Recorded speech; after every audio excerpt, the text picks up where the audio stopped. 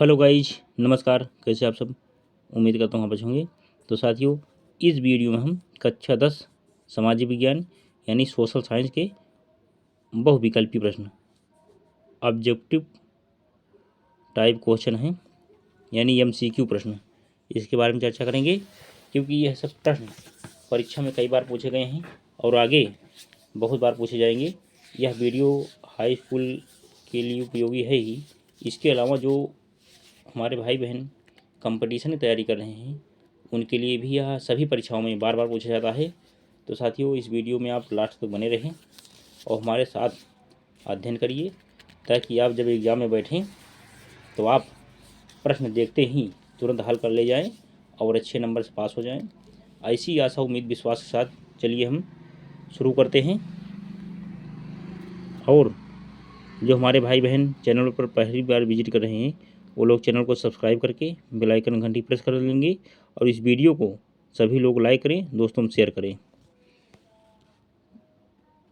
शहरीकरण एवं शहरी जीवन चैप्टर नंबर 6 है ऑब्जेक्टिव क्वेश्चन आंसर यानी एमसीक्यू प्रश्न। एमसीक्यू यानी बहुविकल्पी प्रश्न, मल्टीपल चॉइस क्वेश्चन।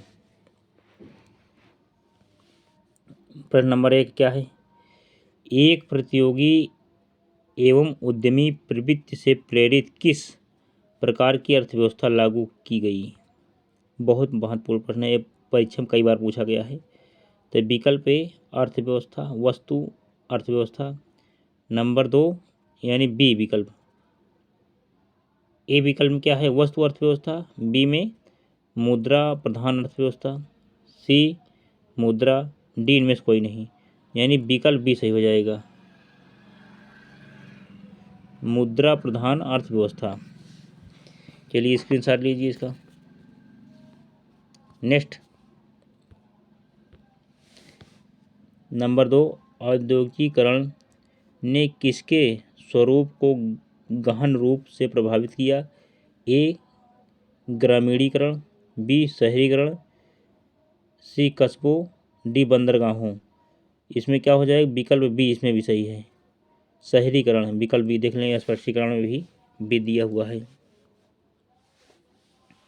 नंबर 3, समानती व्यवस्था से हटकर किस प्रकार की शहरी व्यवस्था की प्रवृत्ति बढ़ी? ए प्रगतिशील प्रवृत्ति, बी आक्रामक प्रवृत्ति, रूढ़िवादी, सी शोषणकारी प्रवृत्ति। यानी विकल्प ए प्रगतिशील प्रवृत्ति, प्रगतिशील प्रवृत्ति विकल्प ए सही है इसमें। क्वेश्चन नंबर 4, अस्थायी कृषि के प्रभाव से किसका एकीकरण संभव हुआ? ए संपत्ति का, बी ज्ञान का, सी शांति का, डी बहुमूल्य धातु का। तो विकल्प ए सही हो जाएगा, संपत्ति का, संपत्ति का विकल्प ए। अब नेक्स्ट देखिए क्वेश्चन नंबर 5, आधुनिक नगरों का विकास कब से हुआ? ए मेसोपोटामिया की सभ्यता से, बी हड़प्पा सभ्यता से, सी पुनर्जागरण से, डी औद्योगिक क्रांति से। आधुनिक नगरों का विकास कब से शुरू किया? यानी औद्योगिक क्रांति से। विकल्प डी सही है साथियों। क्वेश्चन नंबर 6 क्या है? जनसंख्या का घनत्व सबसे अधिक कहाँ होता है? ये कई बार क्वेश्चन पूछा गया है। ए ग्राम, बी कस्बा, सी नगर, डी महानगर। तो इसमें साफ साफ जाहिर है, यानी डी महानगर में, महानगर आंसर डी हो जाएगा। क्वेश्चन नंबर 7, 1810 से 1880 ईस्वी तक लंदन की आबादी 10 लाख से बढ़कर कहाँ तक पहुँची? लंदन की पूछ रहा है, भारत की नहीं, लंदन की। अब इसमें क्या है? यानी विकल्प सी सही है, 40 लाख। विकल्प सी 40 लाख। नेक्स्ट क्वेश्चन नंबर 8 क्या है? आधुनिक शहर सबसे पहले कहाँ बसने शुरू हुए थे? ए चीन, B Japan, C England, D Bharat. तो विकल्प सी सही, इंग्लैंड में बसना शुरू हुआ था पहले। क्वेश्चन नंबर 9 क्या है? गार्डन सिटी की योजना किसने बनाई? ए रेमंड आनबिन ने, बी बैरी पार्कर ने, सी एबेनेजर हावर्ड ने, डी विलियम हार्नबी ने। तो विकल्प सी सही है, एबेनेजर हावर्ड ने, विकल्प सी। क्वेश्चन नंबर 10, संयमता आंदोलन किस महानगर में चलाया गया? ए लंदन में, बी न्यूयॉर्क में, सी बम्बई में, डी कोलकाता में। यानी ए लंदन में चलाया गया था साथियों, स्क्रीनशॉट ले लीजिए इसका। नेक्स्ट 11 नंबर क्या है? लंदन में भूमिगत रेल किस वर्ष आरंभ हुई? A 1763, B 1863, C 1887, D 1887। यानी 1863, यानी विकल्प भी सही है। The bitter crop of outcast London के लेखक थे? विकल्प A Gareth Stedman Jones, B Henry Mayhew, C Andrew Mearns, D Charles Dickens. यानी विकल्प सी सही है। लंदन में अनिवार्य प्राथमिक शिक्षा कब लागू हुआ? यानी प्राथमिक प्राइमरी शिक्षा कब लागू हुई? ए 1850, बी 1855, सी 1860, 1870, डी। यानी विकल्प भी सही है, 1855 लागू हुई है। नेक्स्ट क्वेश्चन, चर्चिस्ट आंदोलन कहाँ हुआ था? ए ऑस्ट्रिया, बी यूनान, सी फ्रांस, डी इंग्लैंड। यानी डी इंग्लैंड में हुआ था, डी इंग्लैंड। क्वेश्चन नंबर 15, नगरों में किस अवधारणा पर बल दिया गया? ए सामुदायिक, बी व्यक्तिवादी, सी स्त्रियों स्वतंत्रता, डी सांप्रदायिकता। बी क्या है? व्यक्तिवादी, व्यक्तिवादी बी, यानी बी सही है, व्यक्तिवादी बी। अब आगे क्या हो जाएगा? क्वेश्चन नंबर 16, चर्चिस्ट आंदोलन क्यों चलाया गया? ए कारखानों में काम की अवधि कम करने के लिए, बी बालिग पुरुषों के लिए मताधिकार की मांग के लिए, सी बालिग स्त्रियों के मताधिकार की मांग के लिए, डी गरीबों को आवासीय। तो इसमें जो है विकल्प भी सही हो जाएगा, यानी विकल्प बी में क्या है? बालिग पुरुषों के लिए मताधिकार की मांग के लिए। स्क्रीनशॉट ले लिए। आवासीय सुविधाएं मुहैया कराने के लिए धन, तो इसमें विकल्प बी, देखिए इसमें भी है। नेक्स्ट क्वेश्चन नंबर 17, शहर को आधुनिक व्यक्ति का विकास, शहर को आधुनिक व्यक्ति का किस प्रकार का क्षेत्र माना जाता है? आधुनिक व्यक्ति किस प्रकार का क्षेत्र माना जाता है? इसमें जो है सीमित क्षेत्र ए, बी प्रभाव क्षेत्र, सी विस्तृत क्षेत्र, डी उपयुक्त सभी। इसमें प्रभाव क्षेत्र यानी विकल्प भी सही है साथियों।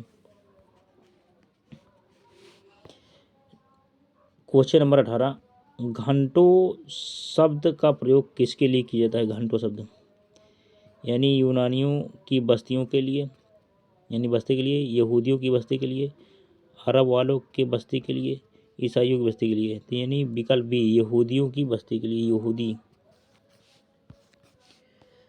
लेसेज फेयर के सिद्धांत में किसको पूरी स्वतंत्रता मिली हुई थी? विकल्प ए किसानों को, बी मजदूरों को, सी व्यापारियों को, डी पूंजीपतियों को। यानी विकल्प डी सही है साथियों, पूंजीपतियों को। अब नेक्स्ट देखिए, शहरों में कौन सा वर्ग बुद्धिजीवी वर्ग के रूप में विख्यात हुआ? ए पूंजीपति वर्ग, बी श्रमिक वर्ग, सी उद्योगपति वर्ग, डी मध्यम वर्ग। यानी डी मध्यम वर्ग विख्यात हुआ था उस समय। अब इसके बाद फिर नंबर 21 क्या है? पूंजीपति वर्ग के द्वारा किस वर्ग का शोषण हुआ? ए श्रमिक वर्ग, बी मध्यम वर्ग, सी कृषक वर्ग, डी सभी वर्ग। यानी विकल्प ए सही है, श्रमिक वर्ग। 22 देखिए, श्रमिक वर्ग हो गया।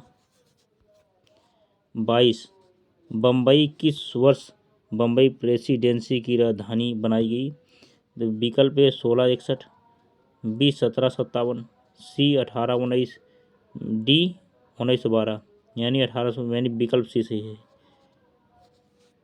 1819 में।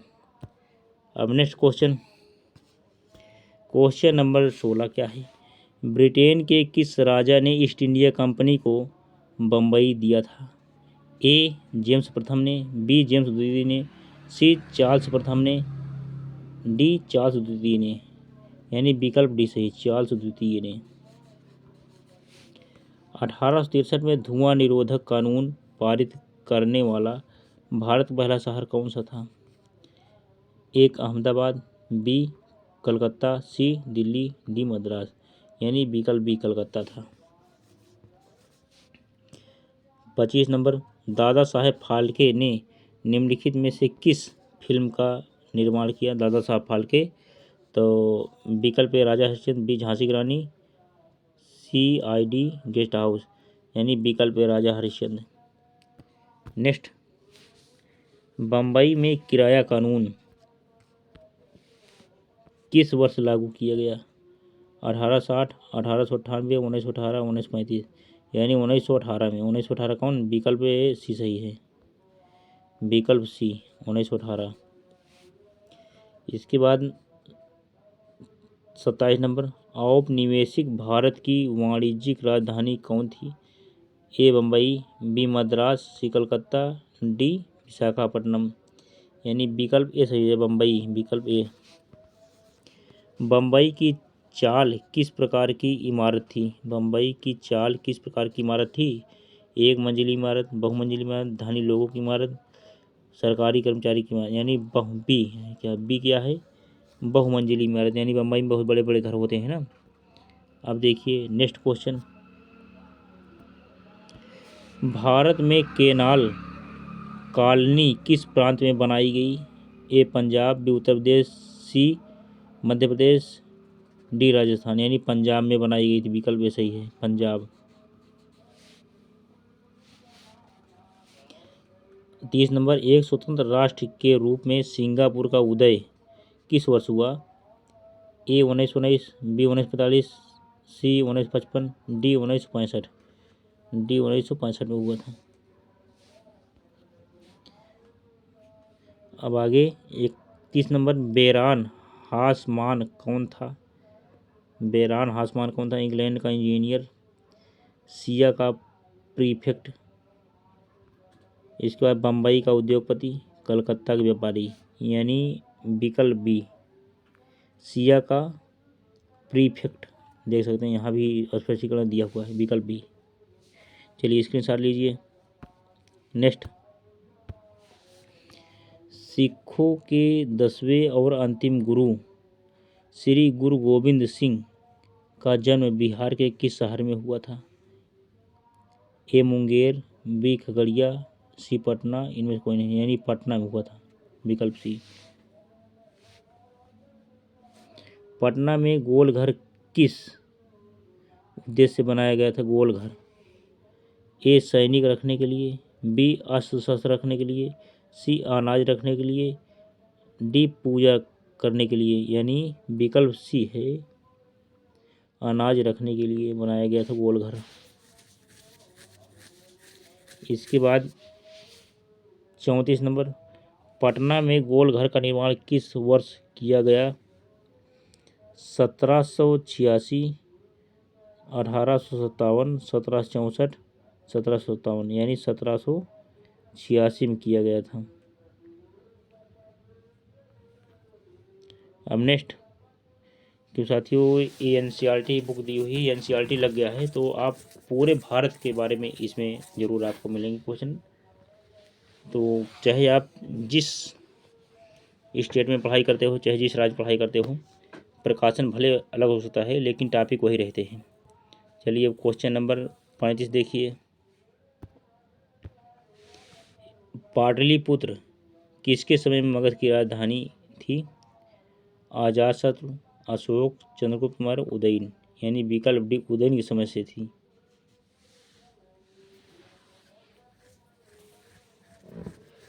उसके बाद विकल्प डी हो गया। अब क्वेश्चन नंबर 36, मेगास्थनीज ने पाटलिपुत्र की यात्रा किसके समय में की थी? चंद्रगुप्त प्रथम, चंद्रगुप्त द्वितीय, हर्षवर्धन, चंद्रगुप्त मौर्य। यानी चंद्रगुप्त मौर्य हो जाएगा। विकल्प डी चंद्रगुप्त मौर्य के समय में की थी। बिहार को पृथक राज्य का दर्जा कब दिया गया?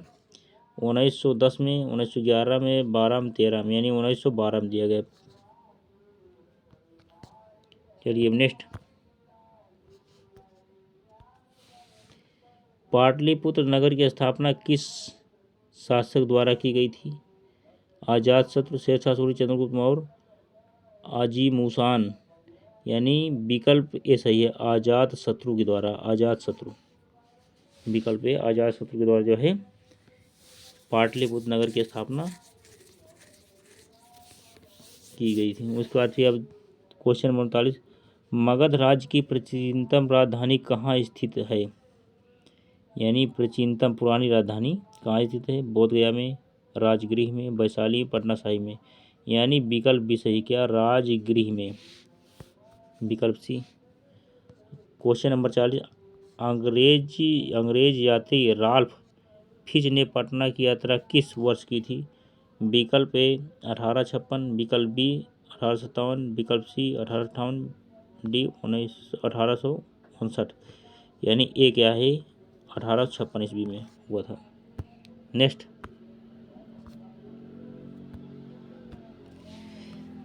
तख्त श्री हरमंदजी साहिब कहाँ स्थित है? पटना साहिब में, अमृतसर में, सी लाहौर में, भिवंडी में। यानी विकल्प ए पटना साहिब में। इसके बाद 42 नंबर, सासाराम में किस ऐतिहासिक शासक का मकबरा स्थित है? ए अलाउद्दीन खिलजी, बी औरंगजेब, सी शेरशाह, उसके बाद फिर कुतुबुद्दीन ऐबक। यानी शेरशाह का मकबरा, यानी विकल्प सी सही हो जाएगा। महात्मा बुद्ध को ज्ञान की प्राप्ति कहाँ हुई? ये हुई थी बोध गया में। विकल्प भी सही है। पहला राजगिरी, दूसरा बोध गया, सी वैशाली, सारनाथ। इसमें क्या हो? विकल्प बी बोध गया। यहाँ भी देख सकते हैं स्क्रीन लगा हुआ है। नेक्स्ट, महात्मा बुद्ध को ज्ञान की प्राप्ति कहाँ हुई थी? तो हो गया। अब आगे जो है बोध गया में हुई थी। अंतिम प्रश्न है, सासाराम नगर का विकास कब हुआ था? मध्य युग में, प्राचीन युग में, आधुनिक युग में, इनमें से कोई नहीं। यानी विकल्प ए मध्य युग में। विकल्प ए सही है, पहला विकल्प सही है साथियों। इसी के साथ ही हुआ वीडियो पूरा। देख सकते हैं ये क्वेश्चन 44 थे, इसको मैंने पूरा करा दिया। एग्जाम में ज़्यादा से ज़्यादा क्वेश्चन इसी में से पूछेंगे साथियों, यही से ज़्यादा पूछे जाते हैं। अगर आएगा तो वो विकल्प भी जो है जान जाएंगे। उसका विस्तृत उत्तरी मैंने इसके पहले वीडियो में करा चुका हूँ। तो प्लीज़ साथियों, जितने लोग देख बहुत लोग रहे हैं, लाइक करिए, कमेंट करिए इस पर सभी लोग। क्योंकि साथियों जब लाइक करेंगे, कमेंट करेंगे तो हमको ताकत मिलेगी। और इस वीडियो को देखने के बाद आपको सदा के लिए याद हो जाएगा और आप एग्ज़ाम में करके बेहतर नंबर से पास हो जाएंगे। ऐसी आशा, उम्मीद, विश्वास के साथ चलिए हम वीडियो को एंड करते हैं। जय हिंद, जय भारत, वंदे मातरम।